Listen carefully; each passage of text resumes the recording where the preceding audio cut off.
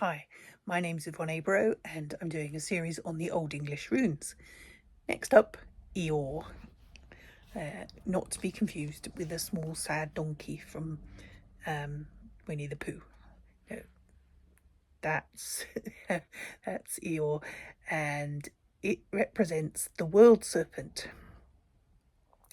Jörmungand.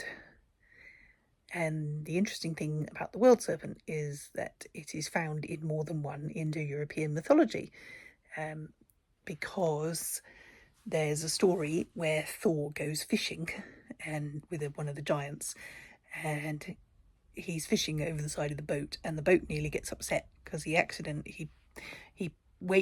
puts as bait on the end of his fishing line an ox's head, and he lobs it into the sea, and the world serpent comes and bites the ox's head that he's used as bait, and so the world is in danger of losing all its water because the world serpent is thrashing about and, upsetting and stirring the ocean. So eventually he has to let the world serpent go because he can't take it on board the ship. So there's an interesting parallel to this because, as we know, Thor is the god of thunder. In Hindu mythology, Indra has to fight a serpent called the encloser, wætre, because it stopped raining, and it's discovered that this is because wætre, the encloser, has enclosed all the waters of the world within his coils. So Indra has to go and chop him into bits so that the water's released again. So it's interesting that there's the concept of the serpent that's enclosing all the waters being somehow the adversary of the thunder god.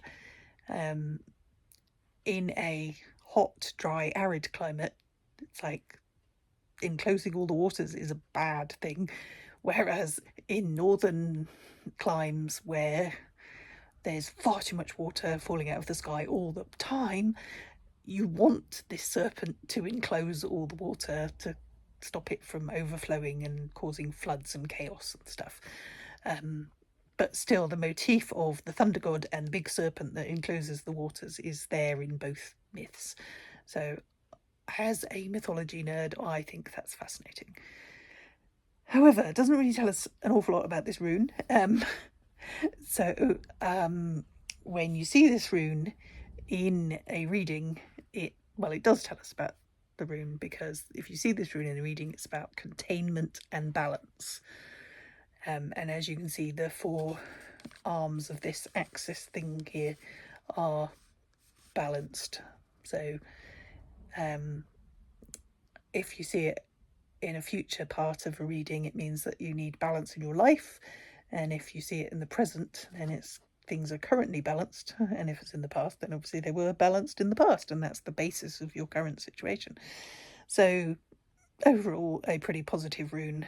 But also, if it stops enclosing the water, then chaos may or may not ensue, depending on whether you're a Hindu or a northern tradition person. So fascinating and slightly ambivalent rune. Thanks for watching. Don't forget to hit like and subscribe. I'll see you next time.